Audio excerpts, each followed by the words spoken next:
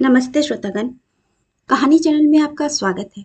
आइए सुनते हैं मन्नू भंडारी जी की कहानी, एक कमजोर लड़की की कहानी। जैसे ही रूप ने सुना कि उसका स्कूल छुड़वा दिया जाएगा, वह मचल पड़ी। मैं नहीं छोड़ूंगी स्कूल। मैं साफ साफ पिताजी से कह दूंगी कि मैं घर में रहकर नहीं पढ़ूंगी। घर में भी कहीं पढ़ाई होती है भला? बस चाहे कुछ भी हो जाए, मैं यह बात तो मानूंगी ही नहीं। आजकल कुछ बोलती नहीं हूं तो इसका यह मतलब तो नहीं कि जिसकी जो मर्जी हो वही करता चले। वह मुट्ठियां भींच भींच कर संकल्प करती रही और पिता के आने की राह देखती रही। संध्या को जैसे ही पिताजी आए, वह सारा साहस बटोरकर अपने को खूब दृढ़ बनाकर उसके कमरे की तरफ चली। जैसे ही कमरे में घुसी, उसके पिताजी बोल पड़े, देखो रूप बिटिया, मैंने तुम्हारे लिए एक अच्छे से मास्टर जी की व्यवस्था कर दी है। वे कल से ही तुम्हें पढ़ाने आएंगे। आजकल यों भी स्कूलों में क्या होता जाता है, सिवाय उधम धाड़े के। घर में ही मन लगाकर पढ़ोगी तो 2 घंटे में ही 4 घंटे की पढ़ाई कर लोगी। और फिर हमारी रूप बिटिया बुद्धिमान भी तो बहुत है। 2 साल में बस मैट्रिक हो जाएगी। क्यों, ठीक है ना? रूप को लगा कि उसकी सारी दृढ़ता, सारा संकल्प बहा चला जा रहा है। उसके मुंह से केवल इतना ही निकला, जी ठीक है। और वह लौट आई। कमरे में आकर वह बहुत रोई, अपने को बहुत कोसा। क्यों नहीं मैंने साफ साफ कह दिया? क्यों मान गई मैं पिताजी की बात? पर उसके मन की बात उसके मन में ही घुट कर रह गई। उसे कोई जान भी नहीं पाया। दूसरे दिन से ही मास्टर जी पढ़ाने के लिए आने लगे और वह पढ़ने लगी। आज से 3 साल पहले रूप बड़ी जिद्दी, बड़ी हठीली लड़की थी। 3 साल पहले अचानक हार्ट फेल हो जाने के कारण उसके सिर से माँ का साया सदा के लिए उठ गया था। साल भर बीतते न बीतते उसके पिताजी ने उसके लिए नई माँ की व्यवस्था तो कर दी, पर उसका मुरझाया मन फिर से हरा ना हो सका। अपनी माँ के असीम प्यार में रहने के बाद जब एकाएक उसे नई माँ के कठोर नियंत्रण में रहना पड़ा, तो वह इतनी डर गई, इतनी सहम गई कि उसका सारा उल्लास, सारी चंचलता, सारे हौसले मर गए। 10 वर्ष की नन्ही रूप जैसे प्रौढ़ हो गई हो, पर इस प्रौढ़ता में भी कभी कभी उसका बचपना झांक जाता था। कभी कभी जिद पकड़कर बैठ जाने की उसकी इच्छा होती थी। लेकिन दूसरे दिन से मास्टर जी आने लगे और वह पढ़ने भी लगी। पर थोड़े ही दिनों में रमेश बाबू ने इस बात को अच्छी तरह महसूस कर लिया कि रूप का स्कूल छुड़वाकर उन्होंने भारी भूल की। धीरे धीरे घर का सारा काम एक के बाद एक तारा देवी के कंधों से सरककर रूप पर आता गया और वह भी बिना विरोध किए चुपचाप सब कुछ ओढ़ती चली गई। चंद दिनों में ही वह विद्यार्थी से गृहस्थीन बन गई। संध्या को ऑफिस से लौटकर जब वे रूप का क्लांत चेहरा देखते तो उनका मन मसोस उठता। बहुत सोच विचार कर उन्होंने आखिर एक दिन तारा देवी से कहा, मास्टर जी कह रहे थे कि रूप की पढ़ाई ठीक से नहीं हो रही है। अरे, तो पढ़ाई भी कोई रोटी है कि गटागट खा ली? मैंने तो पहले ही कहा था कि लड़कियों की बुद्धि घर संभालने की होती है। तुम जबरदस्ती ही किताबों से मगजमारी करवाओगे तो और क्या होगा? जब किसी बात को पूरी तरह समझती नहीं तो यूं टांग मत अड़ाया करो। स्वर में क्रोध का पुट स्पष्ट। मैं सोचता हूँ रूप को उसके मामा के यहाँ भेज दूं। वे तो बेचारे पहले भी बहुत कह गए थे, बस मैं ही नहीं माना। अब सोचता हूँ भेजना ही ठीक होगा। उसके कोई संतान भी नहीं है। दूसरे वहां लड़कियों की शिक्षा की अलग व्यवस्था भी है। शहरी जीवन में रहेगी तो कुछ बनेगी। नहीं नहीं, उसे अब भेजना ही होगा। ऐसे चलेगा नहीं। कोई और समय होता तो तारा देवी शायद इस प्रस्ताव को कभी नहीं मानती, पर आज रमेश बाबू का रुख कुछ ऐसा था कि विरोध करने का साहस नहीं हुआ। केवल इतना ही कहा, तुम जानो और तुम्हारा काम जाने, और वे चली गईं। जब रूप ने देखा कि मामा के यहाँ भेजा जा रहा है तो उसका मन विद्रोह कर उठा। मैं नहीं जाऊंगी मामा वामा के यहाँ। अपना घर क्यों छोड़ूं? स्कूल भी छुड़वा दिया, इतना काम भी करती हूँ, फिर भी ये लोग मुझे अपने घर में नहीं रखना चाहते हैं। इस बार मैं साफ साफ कह दूंगी कि मैं कहीं भी नहीं जाऊंगी। जाने क्यों इस बात से उसे लगा मानो पिताजी उसे घर से निकालना चाहते हैं, और यही भावना उसके मन को कचोट रही थी। मैं इतनी पराई हो गई, इतनी बुरी हो गई कि घर में भी नहीं रखा जा सकता। ऐसा ही है तो मुझे मार डालो, पर मैं जाऊंगी नहीं। और वह शाम तक रोती रही। शाम को पिताजी के आते ही वह साहस बटोरकर उधर चली। जैसे ही दरवाजे के निकट पहुंची उसने सुना नई माँ पिताजी से कह रही थी, तुम्हारे ही भेज भेज करने से क्या होता है? तुम्हारी लाडली तो सवेरे से आंसू ढुलका रही है। पिताजी बोले, कौन? रूप बेटी? अरे वह बड़ी समझदार लड़की है, मेरा कहना वह कभी टाल सकती है? रूप को लगा जैसे उसका सारा विरोध, सारा क्रोध बह गया है। वह जितने जोश के साथ इधर आई थी उतने ही शिथिल कदमों से लौट गई। मामा के बारे में रूप ने सुना तो बहुत था, होश संभालने के बाद उन्हें कभी देखा नहीं था। जब वह वहां पहुंची तो मामा मामी के असीम प्यार ने 2 दिन में ही उसे जैसे नया जीवन दे दिया। मामा तो बहुत देर तक उसके सिर पर हाथ फेरते रहे और उनकी आंखों से आंसू बहते रहे। मामा को यूं रोते देख रूप भी बहुत फूट फूट कर रोई। मामा मामी के अतिरिक्त उस घर का तीसरा सदस्य था ललित। बचपन से ही डॉक्टर साहब ने इसे पाला था और आज तो वह एक प्रकार से उनका पुत्र ही बन गया था। डॉक्टर साहब तो अपने काम में ही बड़े व्यस्त रहते थे, सो उन्होंने रूप की पढ़ाई लिखाई की व्यवस्था का सारा भार ललित पर डाल दिया। शुरू में रूप को ललित के सामने बड़ी झिझक लगती थी। लड़कों के साथ बात करने की उसे आदत जो नहीं थी, पर उस घर का वातावरण ही इतना उन्मुक्त, इतना स्वच्छंद था कि अधिक दिनों तक संकोच और झिझक टिक नहीं सकी। मैट्रिक की परीक्षा देकर भी रूप घर नहीं गई, सारी छुट्टियां वहीं बिता दी। आज उसका रिजल्ट निकलने वाला है। ललित रिजल्ट देखने गया हुआ है और उसे लग रहा है जैसे समय ही नहीं गुजर रहा है। पास तो वह जरूर ही हो जाएगी, डिवीजन भी अच्छा ही मिलेगा। फिर भी जब तक रिजल्ट ना आ जाए मन में खटका था। तभी दूर से ललित आता दिखाई दिया। वह दौड़कर फाटक पर पहुंची। ललित ने कहा, मैं कहता हूं बोर्ड वाले 4th डिवीजन की भी व्यवस्था कर देते तो उनका क्या बिगड़ जाता? क्यों, क्या हुआ? रूप ने कुछ बुझे से स्वर में पूछा, पर उसे अपनी असफलता पर विश्वास नहीं हो रहा था। होगा क्या, फर्स्ट से लेकर 3rd डिवीजन तक की सारी लिस्ट टटोल मारी, कहीं आप साहब का नाम ही नहीं। चलो हटो, झूठे कहीं के, ऐसा हो ही नहीं सकता। नहीं साहब, ऐसा कैसे हो सकता है? रूप रानी तो पास होने का पट्टा लिखा कर आई हैं खुदा के घर से। देख रही हो चाची इसका मुगालता, खोपड़ी में गोबर और सपने देखेंगी फर्स्ट डिवीजन के। मेहनत तो बहुत की थी बेचारी ने, मामी ने कुछ निराश स्वर में कहा। अरे तो इसमें घबराने की क्या बात है? कौन बोर्ड टूटा जाता है या रूप ही मरी जा रही है? आते साल फिर बैठ लेगी। अच्छा है, एक एक क्लास में 2-3 साल रहेगी तो जड़ें मजबूत हो जाएंगी। मैं मान ही नहीं सकती कि मैं फेल हो गई। तुम झूठे ही चिढ़ा रहे हो, मुझे अपनी आंखों से दिखाकर लाओ तो मानूं।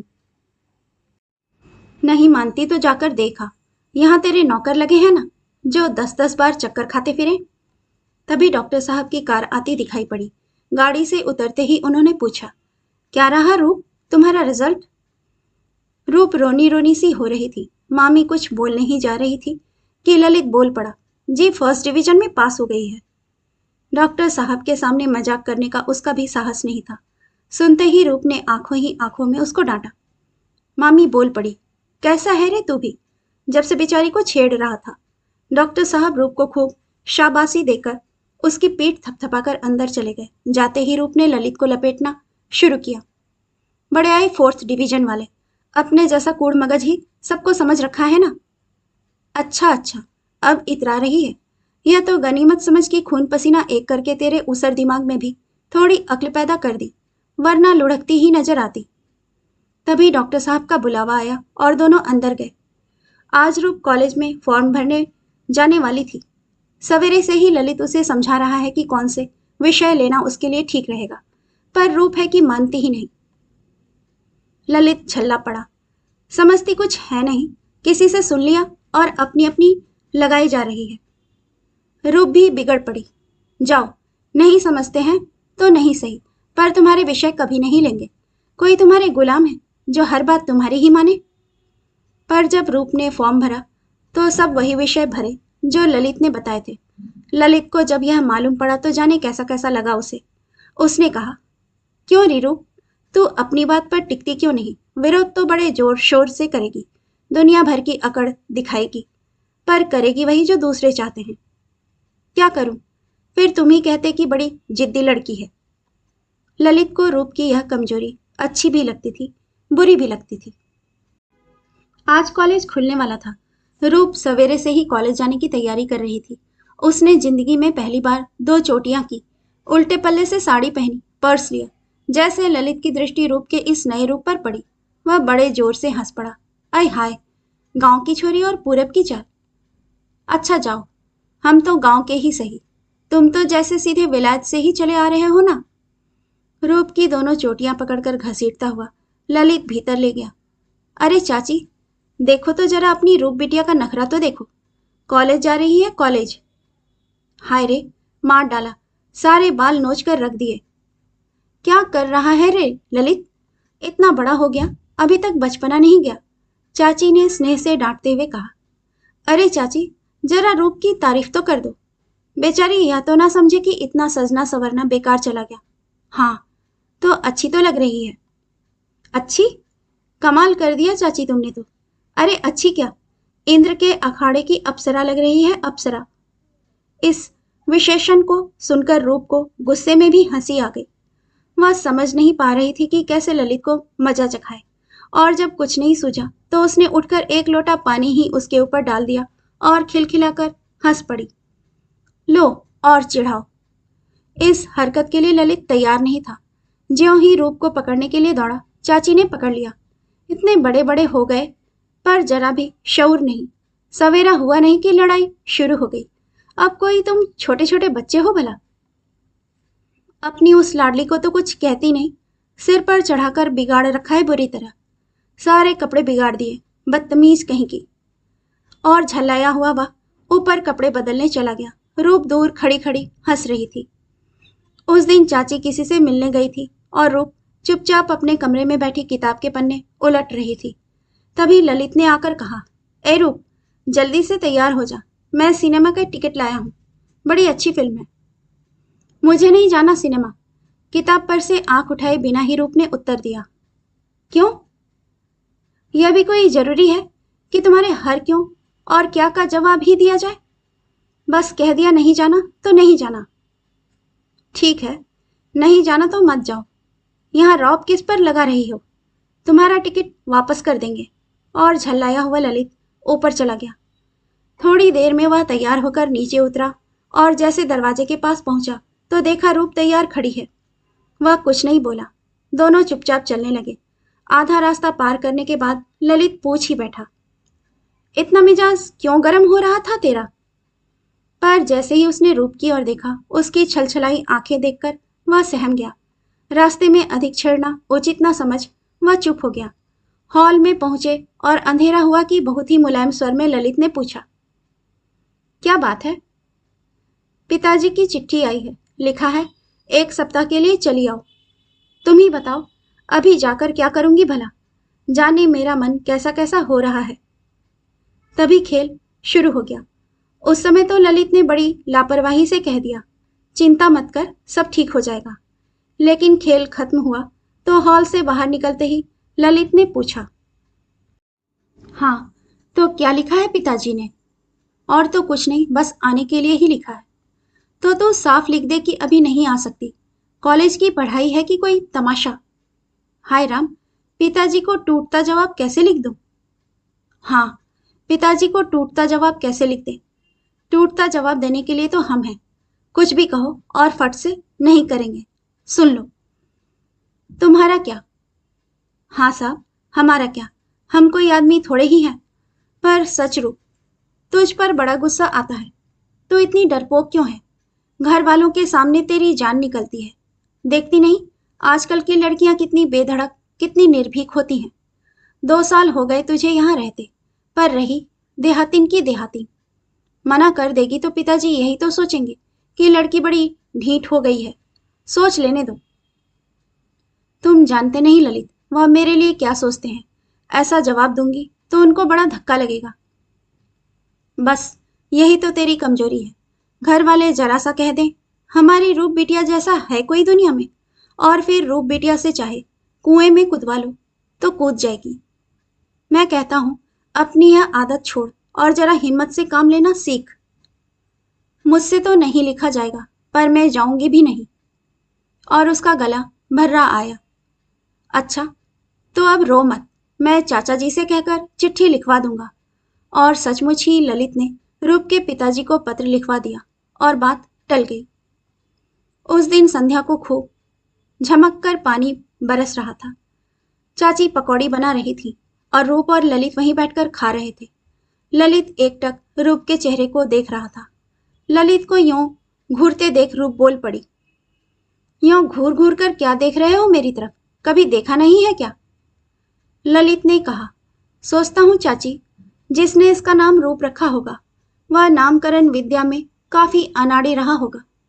इन देवी जी का नाम रूप हो, इससे बढ़कर नाम की और क्या विडंबना हो सकती है भला? चट से बोली रूप, मैं भी सोचती हूँ चाची, इनका नाम ललित किसने रख दिया भला? लालित्य तो इनकी खोपड़ी के ऊपर से ही निकल गया है। अच्छा, तो आपके भी पर निकल रहे हैं। देख रही हो चाची, कैसी जीभ चलने लगी है। वह दिन भूल गई जब छुई मुई सी देहातिन के वेश में यहाँ आई थी। भूलेंगे क्यों, याद है, पर अपनी तो कहो। क्यों मामी, कैसा हुलिया था इनका जब तुम इन्हें अनाथाश्रम से लाई थी? शायद मुंह की मक्खियां। वह वाक्य पूरा भी नहीं कर सकी थी कि ललित प्लेट और प्याला छोड़कर तमक कर ऊपर चला गया। घबराकर चाची बोली, यह तूने क्या कह डाला पगली? तू जानती नहीं इस बात से वह कितना दुखी हो जाता है। कितने ही सालों तक तो वह इस घर को किसी तरह भी अपना मानने को तैयार नहीं था। यह तो पिछले 5-6 वर्षों से ही हमारा बनकर रह रहा है। अब तू ही उसे मना कर ला, जाते ही माफी मांग लेना। और उन्होंने चट कढ़ाई उतार दी। महज मजाक के रूप में यह सब कुछ कह गई थी। ऐसा परिणाम होगा यह तो सोचा भी नहीं था। ललित के दुख की बात सुनते ही उसका मन भर आया। वह धीरे धीरे ललित के कमरे की ओर चली। दरवाजे पर पहुंचकर देखा, ललित मेज पर दोनों हाथों के बीच सिर डाले बैठा है। धीरे धीरे उसके पास पहुंची, बहुत ही मुलायम स्वर में बोली, ललित। ललित चुप। मुझसे बहुत नाराज हो ललित? ललित चुप। तुम्हारे दिल को चोट पहुंचाने का मेरा जरा भी इरादा नहीं था, सच मानना, मैंने यूं ही मजाक में कह दिया था। ललित चुप। आगे से ऐसा कभी नहीं होगा ललित, इस बार माफ कर दो। ललित चुप। एक बार भी माफ नहीं कर सकते ललित? तो मैं जाऊं? और एक गर्म बूंद ललित के हाथ पर चू पड़ी। लेकिन जाने कैसा पागलपन सा सवार हो गया था ललित पर कि उस और बिना ध्यान दिए ही झटके से सिर उठाकर वह चीख उठा, जा जा, चली जा। किसने रोक रखा है तुझे यहाँ पर? तू तो सनाथ है, क्यों माफी मांगने आई है एक अनाथ लड़के से?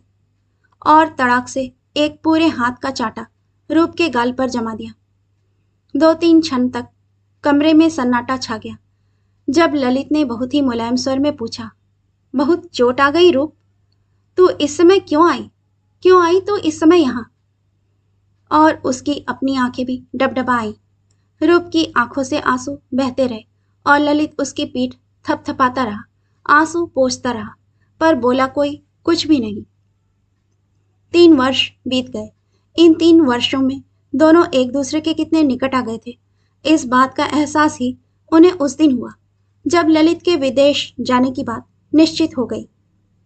बड़े जोश के साथ सारा घर तैयारी में जुट गया। रूप तो सारा काम इस प्रकार कर रही थी मानो वह भी साथ जा रही हो। सारी तैयारी हो गई। जाने के जब केवल 3 दिन रह गए तो सांझ को ललित रूप के पास पहुंचा। आज उसका मन बड़ा उदास हो रहा था। रूप, बोलो। आज मन बड़ा भारी भारी हो रहा है। सोचता हूँ 3 दिन बाद ही मैं यहाँ से चला जाऊंगा और यहाँ का सब कुछ पीछे छूट जाएगा। कुछ रुककर वह फिर से बोला, इन 3 सालों में तेरे साथ रहते रहते जिस चीज को महसूस नहीं कर पाया, आज इस विदाई बेला में जैसे वही पूरे वेग से मुझे मथे डाल रही है। पता नहीं तू भी ऐसा महसूस करती है या नहीं, पर सच रूप, मेरा तो रोम रोम आज तेरे वियोग की कल्पना से ही दुखी हो रहा है। मुझे तुमने क्या पत्थर समझ रखा है ललित? जानते नहीं किस प्रकार मैं अपने को पत्थर बनाए बैठी हूं। नहीं तो तुम डांटने लगोगे कि कैसी कमजोर लड़की है। अब तुम यूं कमजोरी दिखाओगे तो मैं क्या करूंगी ललित?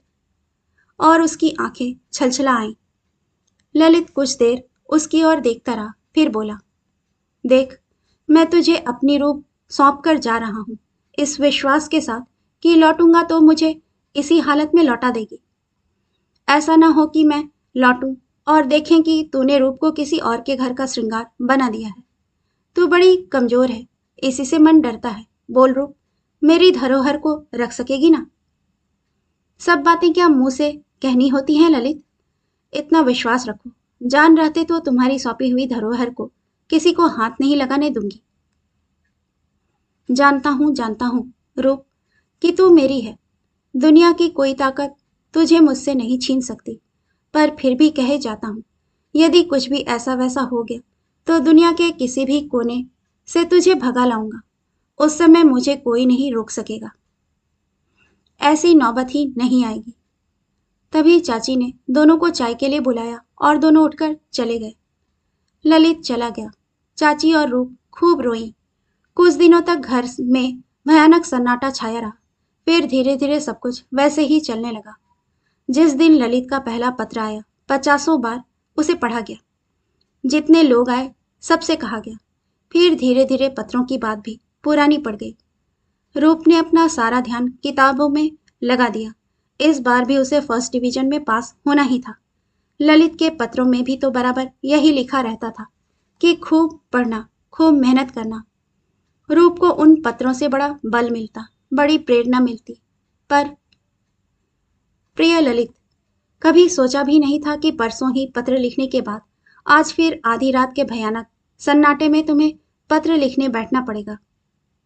यह भी नहीं जानती कि जो कुछ लिखना है वह कैसे लिखूं। बस इतना समझ लो ललित कि इतने विश्वास के साथ अपनी जिस धरोहर को मेरे पास छोड़ गए थे, मेरे देखते देखते उसे सब लोग छीन रहे हैं और मैं कुछ नहीं कर पा रही हूं। तुम तो मेरी सारी दृढ़ता, सारे साहस को लेकर कोसों कोसों दूर बैठे हो। अब किसका सहारा लेकर घर वालों का विरोध करूं? तुम्हारे बिना कितनी बेबस, कितनी असहाय मैं अपने को महसूस कर रही हूं। तुम सोच नहीं सकते। तुम ही बताओ ललित, अब क्या होगा? नहीं जानती पिताजी ने कौन से जन्म का बदला निकाला है। एक बार मुझसे पूछ तो लिया होता। उस हालत में मैं साफ साफ कह देती, पर किसी ने मुझसे पूछने की जरूरत ही नहीं समझी और शादी की तारीख तक निश्चित कर दी। मेरी इच्छाओं की, मेरे अरमानों की कोई परवाह तक नहीं की। इतनी साथ से सपनों का सुनहला संसार संजोया था, वह क्या यूं ही बिखर कर चूर चूर हो जाएगा? नहीं नहीं, ऐसा नहीं होने दूंगी।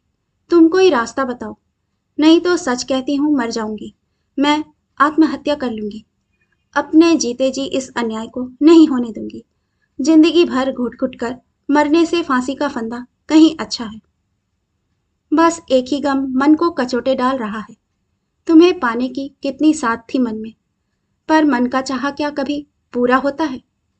अगले जन्म में विश्वास नहीं करती, पर यदि होता तो यही प्रार्थना कि इस जन्म की अधूरी साथ को पूरी कर देना ईश्वर। ललित, या तो समय रहते मुझे इस अन्याय से बचा लेना, या फिर जो कुछ भी कर गुजरूं उसके लिए क्षमा कर देना।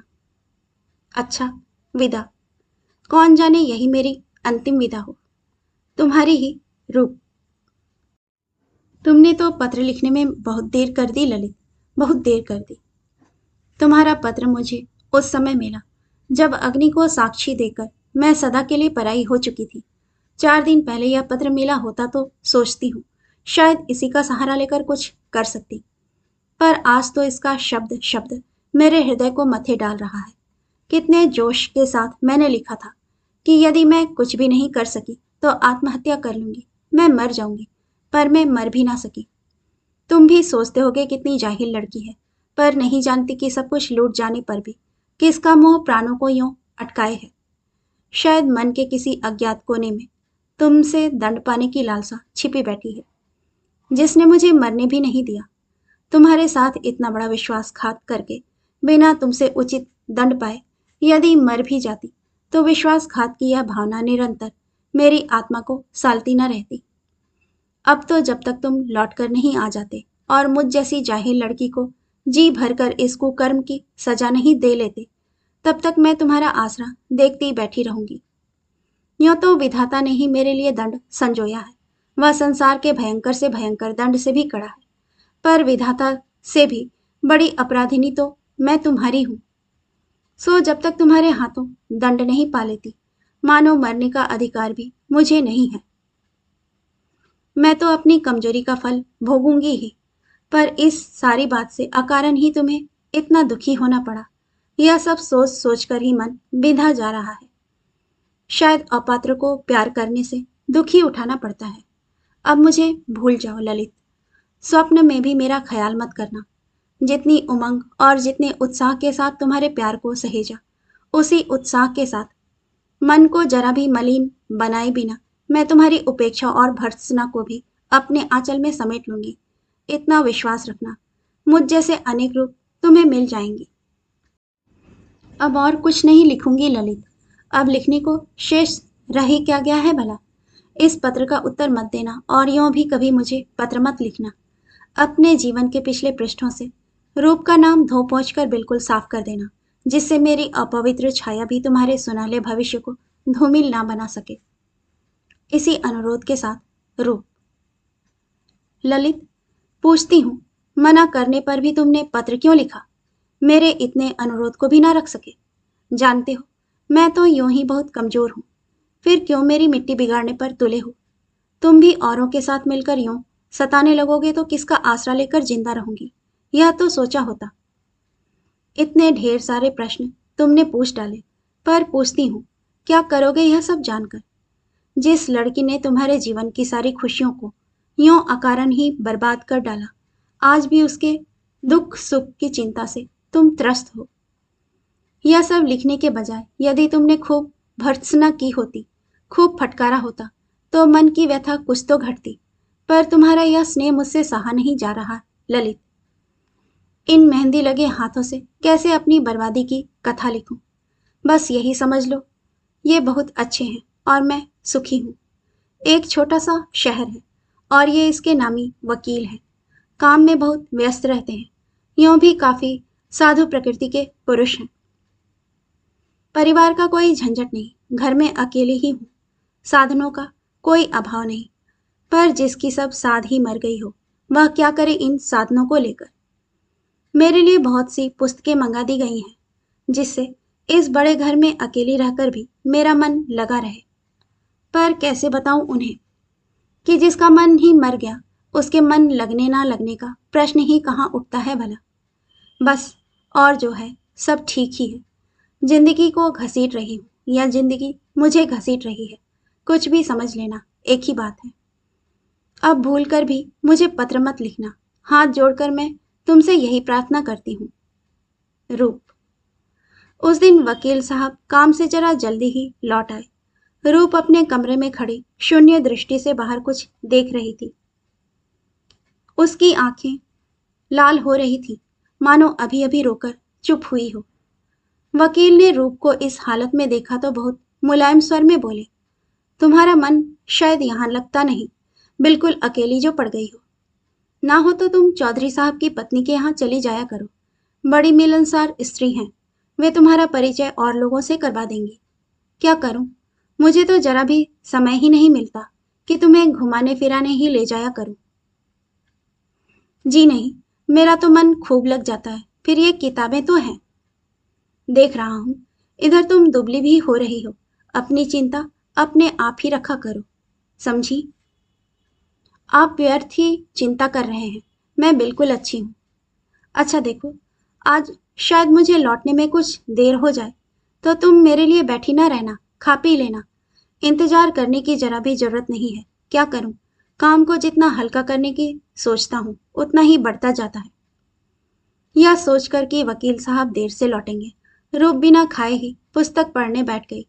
पर तभी उसे वकील साहब का स्वर सुनाई पड़ा, अरे सुनती हो, यह तुम्हारे मैके से कौन आए हैं? मैके का नाम सुनते ही रूप झपट कर बाहर निकली। देखा, सामने ललित खड़ा था। उसके पैर जहां के तहां रुक गए, नजरें नीचे झुक गईं। वकील साहब बड़ी जल्दी में थे। देखो, तुम इनके नहाने खाने की व्यवस्था करो, मुझे बड़ी जल्दी है। कोशिश तो यही करूंगा कि खाने के समय मैं भी लौट आऊं, नहीं तो तुम इन्हें अच्छी तरह खिला देना। और जिस व्यस्तता से वे आए थे उसी व्यस्तता से चले भी गए। ललित और रूप दोनों आमने सामने खड़े थे। दोनों के मन में तूफान मचल रहे थे, पर कोई कुछ बोल नहीं पा रहा था। आखिर ललित ने ही पूछा, कैसी हो रूप? अच्छी ही हूं, एक छोटा सा उत्तर देकर वह उसके नहाने खाने की व्यवस्था करने चली। नहा धोकर जब ललित तैयार हो गया तो रूप ने पूछा, आपके लिए खाना लगा दूं? मैं आप कब से हो गया रूप? इतना परायापन तो ना बरतो, नहीं तो यहाँ रहना मुश्किल हो जाएगा। वकील साहब क्या बहुत देर से आएंगे? उनका कुछ ठीक नहीं, देर हो सकती है। अच्छा, तो मुझे खाना दे दो। पर उसने जब सामने एक ही थाली देखी तो पूछा, और तुम? मैं बाद में खाऊंगी। वकील साहब के साथ? नहीं, सबके बाद में। पर अकेले तो मुझसे नहीं खाया जाएगा। तुम बैठी रहो और मैं खाऊं, यह कैसे हो सकता है? ले जाओ थाली, मैं भी पीछे ही खा लूंगा। ललित ने सारी बात इस ढंग से कही थी कि रूप की आंखों में सावन भादों की घटाएं उमड़ आई। थाली परोसने के बहाने वह अंदर चली गई और फिर खूब अच्छी तरह मुंह धोकर बाहर निकली। पर ललित कोई नादान बच्चा नहीं था। दोनों चुपचाप खाने बैठे। रूप की आंखें बार बार भर आती थी।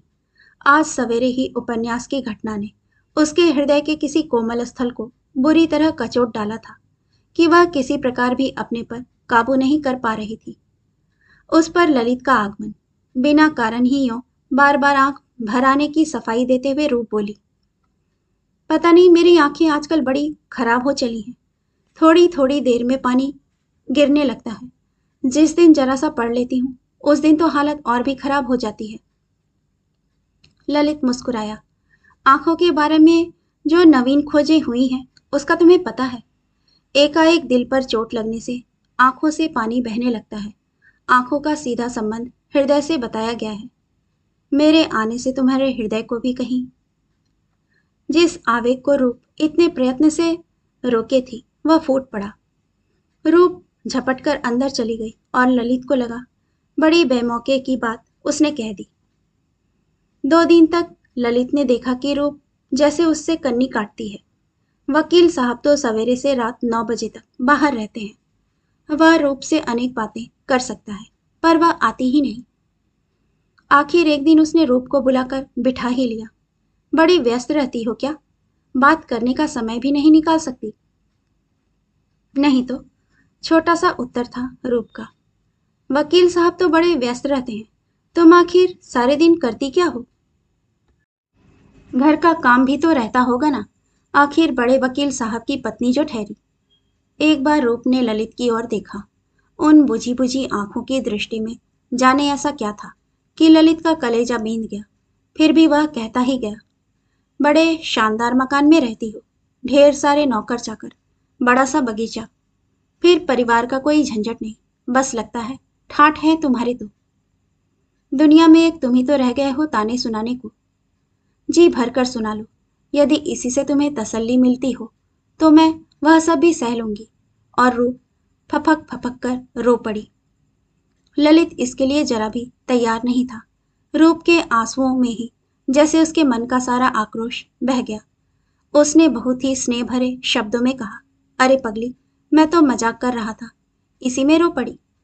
फिर एकाएक बहुत ही उदास स्वर में बोला, तुम्हारे हृदय को चोट पहुंचाकर मुझे आनंद मिलेगा, ऐसी बात ही तुम्हारे मन में क्यों आई? तुम्हें सुखी बनाने के उद्देश्य से ही तो मैं इंग्लैंड गया था। सोचा था उच्च शिक्षा पाकर अच्छी नौकरी भी पा सकूंगा और फिर तुम्हें रानी की तरह रखूंगा। तुम्हारी छोटी से छोटी इच्छा को पूरी करने में अपना सर्वस्व कुर्बान कर दूंगा। पर नहीं जानता था कि। बस करो ललित, क्यों मेरा खून जला रहे हो? वे सब बातें तो अब सपना हो गई। अब तो मुझे तुम दंड दो। तुम्हारे साथ जैसा विश्वासघात किया उसकी सजा तुम्हारे हाथों से पाना चाहती हूँ। ललित खामोश बैठा रहा। रूप सिसकती रही, तुम सुखी होती तो मैं तो अपने कलेजे पर पत्थर भी रख लेता, पर तुम्हारी हालत देखकर तो मेरा मन महसूस उठता है। इस तरह सिसक कर कैसे तुम अपनी जिंदगी बिताओगी? बोलो तो जरा। मेरी किस्मत में तो रोना ही लिखा है। बचपन में माँ मर गई, तुम्हारा प्यार मिला तो वह भी छीन लिया गया। तुम ही बताओ, अब किस बात पर हंसूं? किस्मत विस्मत सब बेकार की बातें हैं। आदमी चाहे तो अपनी किस्मत को बदल सकता है। कुछ देर चुप रहकर ललित फिर बोला, मेरी बात मानो तो आज भी तुम सुखी हो सकती हो। जिन बीती बातों को तुम सपना समझ रही हो वे आज भी सच हो सकती हैं। रूप की आंखों में प्रश्नवाचक चिन्ह साकार हो उठा। तुम मेरे साथ भाग चलो रूप, अभी कुछ नहीं बिगड़ा है। रूप की आंखें फटी की फटी रह गईं। तुम सुन रही हो मैं क्या कह रहा हूं? मुझे नौकरी मिल गई, मैंने मकान ले लिया है, बहुत मजे में हम लोग रहेंगे। यह तुम क्या कह रहे हो ललित? जानते हो, मेरी मांग में किसी और के सुहाग का सिंदूर है। अग्नि को साक्षी देकर मैं उनकी हो चुकी हूं। यह सब बकवास है, थोथी बातें हैं। जानती हो, जाते समय मैं कह गया था कि यदि कुछ भी हो गया तो मैं दुनिया के किसी भी कोने से भगा कर ले जाऊंगा। समझ लो, मैं इसी उद्देश्य से यहाँ आया हूँ। मेरे पीछे जो जिसका मन में आया उसने किया। अब जो मेरी मर्जी होगी मैं करूंगा, और तुमको मेरा साथ देना होगा रूप, देना ही होगा। आवेश से ललित का स्वर कांप रहा था। यह सब कैसे हो सकता है? कैसी पागलपन की बातें तुम कर रहे हो? पिताजी सुनेंगे तो क्या कहेंगे? सारी दुनिया सुनेगी तो क्या सोचेगी? ऐसा भी कहीं हुआ है आज तक? जहन्नुम में गई दुनिया और जहन्नुम में गए तुम्हारे पिताजी। पिताजी को बिटिया इतनी ही दुलारी होती ना तो यूं कुएं में ना ढकेल देते। तुम्हें पिताजी की भावनाओं का ख्याल है, दुनिया भर का ख्याल है, पर मेरे अरमानों, मेरी तमन्नाओं का कुछ ख्याल नहीं। मानो मैं आदमी नहीं, मिट्टी का लौंदा हूं। तुम मुझसे दंड चाहती हो ना, तो समझ लो मैं यह दंड तुम्हें देना चाहता हूँ। मैं तुम्हें ले जाना चाहता हूँ, भगा कर ले जाना चाहता हूँ। उसका आवेश बढ़ता जा रहा था। नहीं नहीं ललित, इतना बड़ा दंड मुझे मत दो। यह सब मुझसे नहीं होगा, मुझसे कभी नहीं होगा। रूप सिसकती रही। बड़े स्नेह से रूप के बालों में अंगुलियां फेरते हुए ललित ने कहा, समझ से काम ले रूप, यह जिंदगी यूं ही मिट्टी में मिला देने की वस्तु नहीं। फिर तेरे मन की हालत मैं तुझसे अधिक जानता हूं। क्यों व्यर्थ में अपने को झुठलाने की कोशिश कर रही है? मेरी बात मान जा। नहीं ललित, यह मुझसे किसी तरह भी नहीं होगा। बहुत ही बुझे स्वर में ललित बोला। बड़ी आस लेकर यहां आया था रूप। जाने क्यों तू जीवन का सबसे बड़ा दांव हार गई। फिर भी मेरा मन निराश नहीं हुआ था। सोचता था अपनी रूप को तो जिस क्षण चाहूंगा ले जाऊंगा। बड़ा भरोसा था तुझ पर, लगता है आज सारे आसरे ही टूट गए। अब तुझे अधिक परेशान नहीं करूंगा, मैं लौट जाऊंगा। पर इतना तो बता दे रूप कि मैं रहूंगा कैसे, कैसे अपने दिन गुजारूंगा। तू चुप क्यों है, बोलती क्यों नहीं? और हारे हुए जुआरी की तरह ललित ने सिर अपनी बाहों में छिपा लिया। रोते रोते रूप बोली, क्या बोलूं? तुम जो कहोगे वही करूंगी ललित, वही करूंगी। पूरे सप्ताह भर तक ललित रूप के मन को दृढ़ बनाता रहा। विदेश की स्त्रियों की स्वतंत्रता की बातें, तलाक, प्रेम और विवाह की बातें बताकर उसने उसे पूरी तरह समझा दिया कि जो कुछ भी वे करने जा रहे हैं वह किसी भी दृष्टि से अनुचित नहीं है। और रूप ने भी अपने आप को पूरी तरह तैयार कर लिया, खूब दृढ़ बना लिया। भविष्य के सुनहले स्वप्न उसके हौसलों को बढ़ावा देते और ललित की स्नेहसिक बातें इस दमघोटू वातावरण को छोड़ भागने की ललक पैदा कर देती। 7वें दिन ललित ने कहा, अच्छा रूप, कल रात को हम लोग चल देंगे। मैं सवेरे ही यहाँ से विदा लेकर धर्मशाला में जा टिकूंगा। तुम रात 12 बजे के करीब स्टेशन रोड वाले चबूतरे पर मुझे मिलोगी। समझी? डरोगी तो नहीं? डरूंगी क्यों, सच कहती हूँ ललित। तुम सामने रहते हो तो ना जाने कहाँ का जोर आ जाता है। तुम इंग्लैंड ना गए होते तो यह इतनी बड़ी ट्रेजेडी ही नहीं होती। तुम्हारे साथ तो मैं दुनिया की बड़ी से बड़ी ताकत से भी लड़ सकती हूँ। जाने तुम्हारी सूरत में ऐसी कौन सी प्रेरक शक्ति। अच्छा अच्छा, बड़ी बड़ी बातें ना बना अब। तू कुछ भी कह, मेरा मन ना जाने क्यों तुझे लेकर कभी आश्वस्त नहीं हो पाता। तू बड़ी कमजोर है। नहीं ललित, तुमसे दूर रहकर ही मैं कमजोर रहती हूँ, डरो मत। एक बार कमजोरी का फल भुगत चुकी हूँ। उससे जन्म भर के लिए सबक मिल गया। और सच पूछो तो जिस बात को पहले मैं स्वयं नहीं जानती थी, अब जान पाई हूँ। लिखने को मैंने चाहे तुम्हें लिख दिया कि तुमसे दंड पाने की प्रतीक्षा में बैठी रहूंगी। पर सच पूछो तो मन में कोई और ही साध थी। जाने क्यों अनजाने ही मेरा मन यह आशा लगाए बैठा था कि तुम्हारे आते ही जैसे मेरे सारे दुख दूर हो जाएंगे। तुम मुझे इन झूठे बंधनों से मुक्ति दिला दोगे। सोचती हूँ, यदि तुम आकर यूं ही चले जाते तो वह मेरे जीवन की सबसे बड़ी निराशा होती, सबसे बड़ा आघात होता। तो अब डरेगी तो नहीं ना, मैं निश्चिंत हो जाऊं? अरे, ललित के रहते रूप किसी से नहीं डरती। दूसरे दिन सवेरे ही ललित वकील साहब और रूप से विदा लेकर नौकरों चाकरों को बख्शीश देकर विदा हो गया। रूप ने बड़े ही स्वाभाविक ढंग से उसे विदा किया।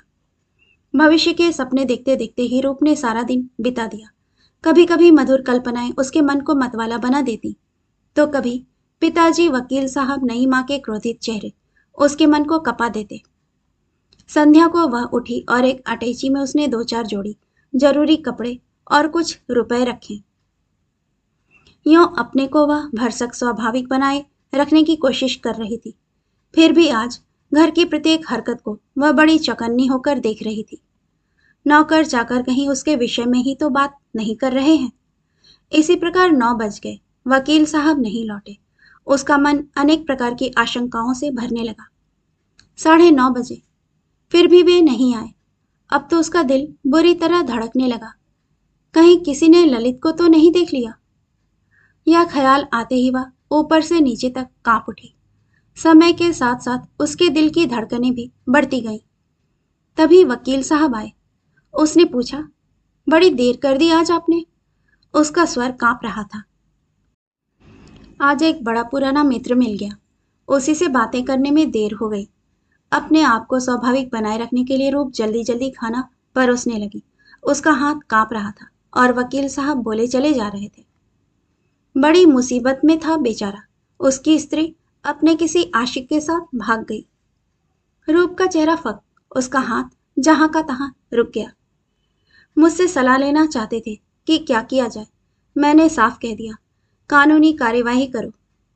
पर उनका कहना था कि पढ़ी लिखी लड़की है, कानून के जोर से उसे अपना नहीं बनाया जा सकता।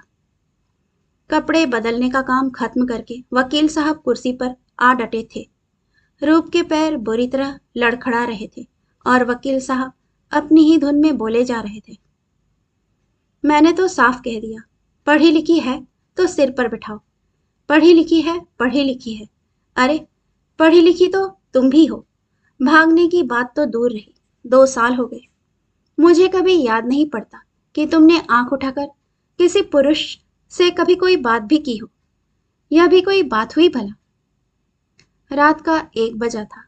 रूप की आंखों से एक एक करके आंसू टपकते जा रहे थे और उसके सूटकेस से एक एक करके कपड़े बाहर निकलते जा रहे थे। कहानी सुनने के लिए आपका धन्यवाद। श्रोतागण, आपसे विनम्र अनुरोध है कि कृपया कहानी पसंद आए तो इसे लाइक और सब्सक्राइब जरूर कीजिएगा। धन्यवाद।